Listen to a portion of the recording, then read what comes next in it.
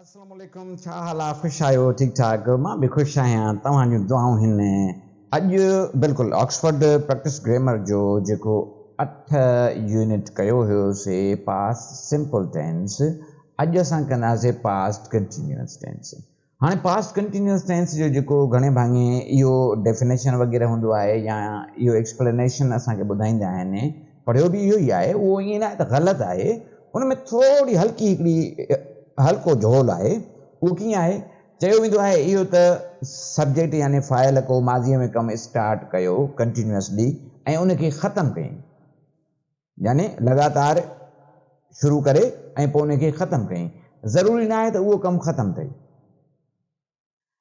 जॾहिं बि ज़मान हाल इस्तिमरारी असां जुमिलो इस्तेमालु कंदा आहियूं या ॿुधाईंदा आहियूं कॾहिं कॾहिं उनजो इहो बि मतिलबु निकिरंदो आहे त उहो कमु थी सघे थो अञा थींदो हुजे छो त अॻिलो जेको शख़्स आहे या त उहो उन खे कम खे थींदे पोइ वरी जॻह तब्दील कई आहे हाणे मिसाल जी ॻाल्हि मां जेकॾहिं हाणे हिन वक़्तु मां वीडियो रिकॉर्ड करे रहियो आहियां मां वीडियो हिन वक़्तु रिकॉर्ड करे रहियो आहियां मुंहिंजो को दर खड़के थो या कोई अचे थो मूंखां कोई पुछे थो त तूं छा करे रहियो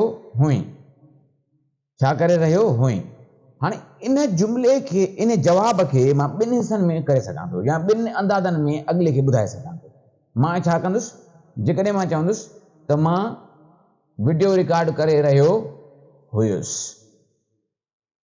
इते मुंहिंजो कमु ख़तमु थी वियो आहे पर टेम्पररी ख़तमु थियो आहे मां वरी इहो ॿीहर स्टार्ट कंदुसि क्लियर हाणे जेकॾहिं मां वरी या ॿियो को कंहिंखां इहो पुछे त तूं हे भिगल छो आहीं तूं आलो छो आहीं त हिते जेकॾहिं मां चवंदुमि त बरसाति पई रही हुई इन जो मक़सदु इहो आहे त जॾहिं मां हेॾे अचे रहियो हुयुसि त उन वक़्तु बरसाति पई रही हुई ऐं मां बरसाति वसंदे अचे उन शख़्स वटि पहुतो आहियां हाणे जॾहिं उहो मूंखां थो पुछे त मां छा चई रहियो आहियां बरसाति पई रही हुई हाणे छा हिते मूंखे इहा पक आहे त बरसाति ख़तमु थी वई न छा भला बरसाति थी रही आहे अञा ताईं का ख़बर न आहे त may be that work is still continued और may be that work is finished थी सघे थो त उहो कमु अञा ताईं उहो थींदो हुजे या थी सघे थो त उहो कमु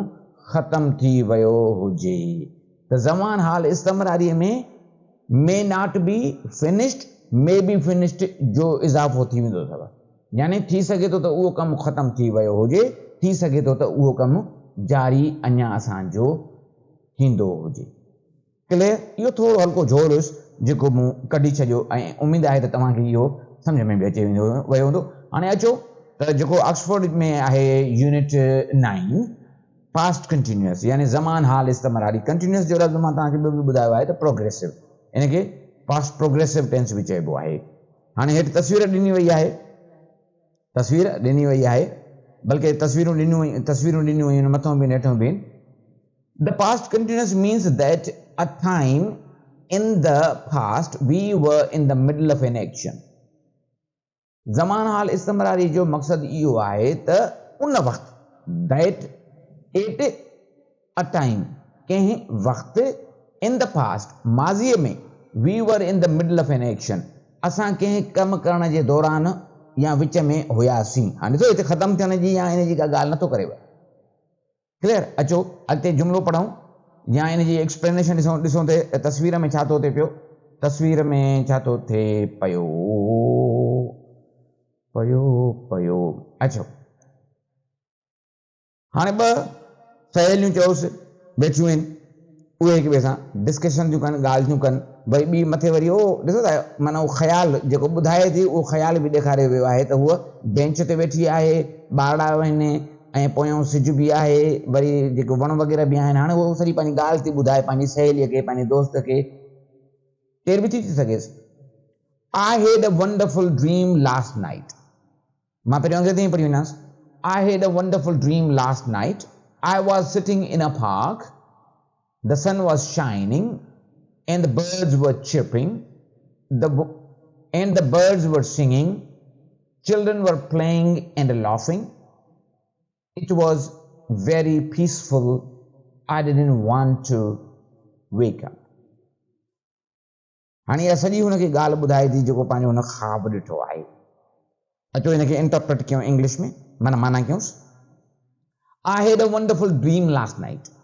मां कल राति हिकु ॾाढो ख़ूबसूरत हिकु वणंदड़ दिलकश ख़्वाबु ॾिठो. I was sitting in a park. त मां कंहिं पार्क जे कंहिं बागीचे में वेही रही हुयसि. ॾिसो वेही रही हुयसि. The sun was shining. सिज उभिरियो हुयो या उभरी रहियो हुयो या सिज हुयो ईअं बि चई सघूं था असां. And the birds were singing. पखी ॻाए रहिया हुया, लातियूं करे रहिया हुया. Children were playing and laughing. ॿारड़ा खेॾी रहिया हुया ऐं खिली रहिया हुया. It was very peaceful. I didn't want to wake up. एॾो त सुकून हुयो, एॾो त मज़ो हुयो जो मां सुजाॻ थियणु चाहियो ई कोन. यानी सुजाॻ थियणु चाहियां ई न पई. हाणे साईं अचो इन जा ही फॉर्म्स अथव.